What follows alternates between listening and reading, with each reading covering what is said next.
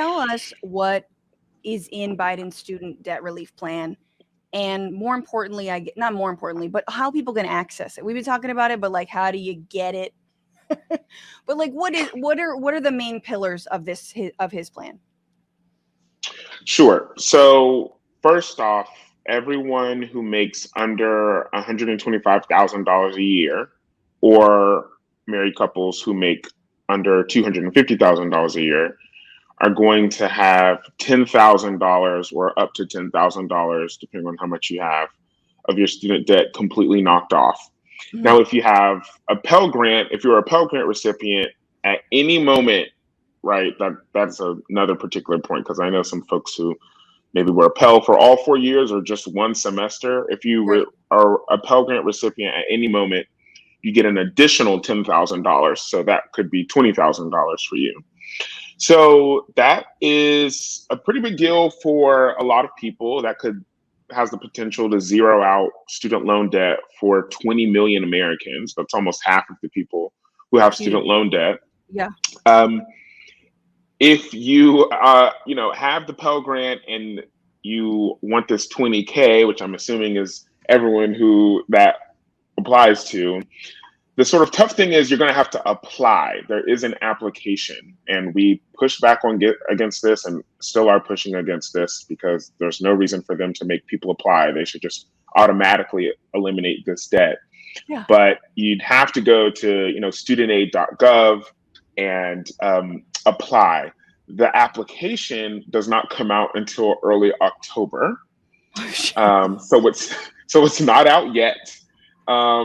And then you will apply. You should get your relief about 4 to 6 weeks after you apply.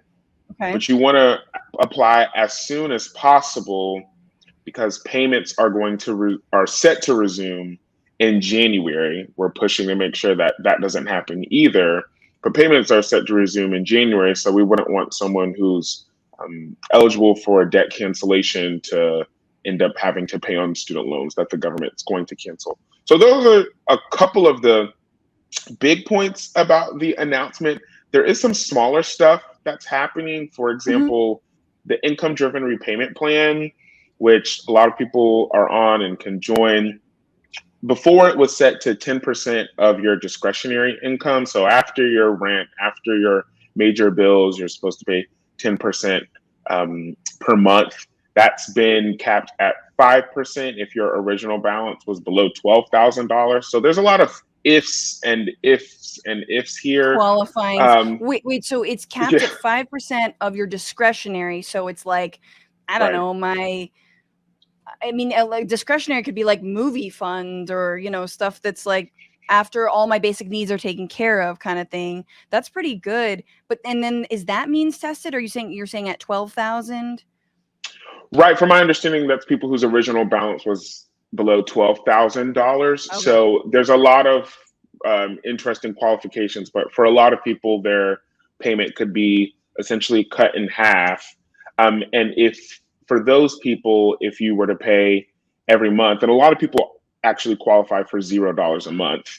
And so for a lot of those people, if you were to consistently pay whatever that amount is, even if it's $0 a month, the interest will no longer accrue. Mm-hmm. So there's a couple of small wins here, but they are a lot of qualifiers. And it really is just another, way of sort of revamping the system to make it quote unquote work.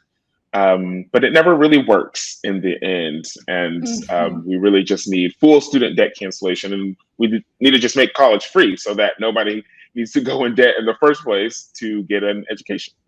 Yeah. It is like not having, it seems like the last piece of this that I think is sort of transformative is that 10-year cap. Can you talk about that? And then we'll get into like what needs to be different about this. For the income-driven repayment program. Yeah. That you can't hold, like after 10 years, it's like, well, you paid what you could. Like, is that how it's working? It's going to work? Right. So now that income-driven repayment program is, you're supposed to pay for 20 years and then your debt gets canceled. Now they've capped it for that same demographic that we talked about, Now they've capped it at 10 years. The Okay. problem with the program is that it rarely works. Like, I think something like less than 200 people have ever had their debt canceled through all of these sorts of programs: public service loan forgiveness, income driven repayment programs. They don't really work, which is why there was a demand to just cancel student debt, right? Because these programs that either came about during the Bush administration or the Obama administration just simply don't work, because the student loan system is not designed to work, because loans don't work. College should just be free. I might say that a couple times. Yeah, yes, absolutely. And so, okay, sticking within this like very narrow plan, like what do you beyond full cancellation, what do you think should be different? Like one thing that stood out to me was the 125K, and only because Ida was making this point earlier on in the show. A lot of folks who are like, I paid mine off. No, no, no, no, no. And a lot of like, I was making, and I've said, like, look, anyone on television is not going to be for this because they're all making over 125K easy. Like, wealthy people have no buy in on this, even if they do have loans themselves. So there's this argument to make things universal so that wealthy people can be often, they're against the working, like, folks who don't make as much money as them, like have them be advocates for these programs, have them like cancel their fucking debt too. Who cares? That's my take on it. But what else do you wish were different beyond this?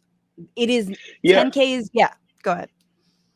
Yeah, so there shouldn't have been an income cutoff from the beginning, right? There's a lot of people who are like healthcare professionals who make just over $125,000. Um, the people who, it's interesting that Biden says he won't tax anyone who makes over $400,000, but when it comes to student debt cancellation, right, the number is now about $125,000, and Right. we know $125,000 is really just not what it used to be a couple of years ago, especially when you live in states like California, New York. Um, so first of all, there shouldn't have been an income cutoff.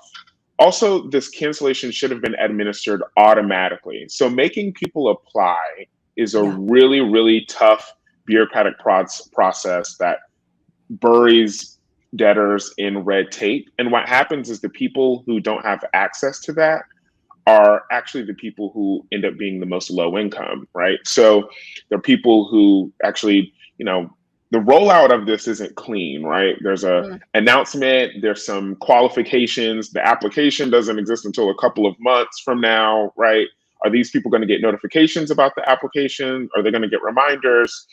So this isn't clean. And just like other, sort of government run programs, when things are automatic, they work a lot better, right? Social Security. You don't have to, once you hit the age, you're just in the program. You don't have to apply and fill out paperwork to join, right?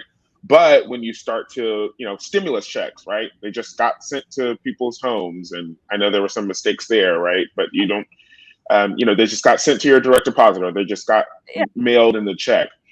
But when you have to start to fill out this paperwork, then that's when people who lowest income, disproportionately Black and brown people, are just not going to know about the application.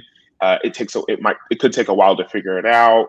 What if English is, not your first language, and the application is right? So there's several bits and pieces of this that I don't think people in federal government, the Department of Education, are necessarily thinking about, because they're sort of wrapped up in their own bubble of who would be able to get this. And I think we just sort of have a recurring theme with, not just the Department of Education, but the government, where we say we want to make it so that, if there are 100 people, we want it so that that one person can't take advantage of something. And so we're going to make the other 99 people go through this burdensome process, right? Rather than just full cancellation. And if we're worried that there's people who, for some reason, are super rich and also have student loans, right? We don't know who that person is, but if that person is out there, just tax them on the back end, right? Raise taxes on the wealthy, on the rich, to make sure that everyone's paying their fair share.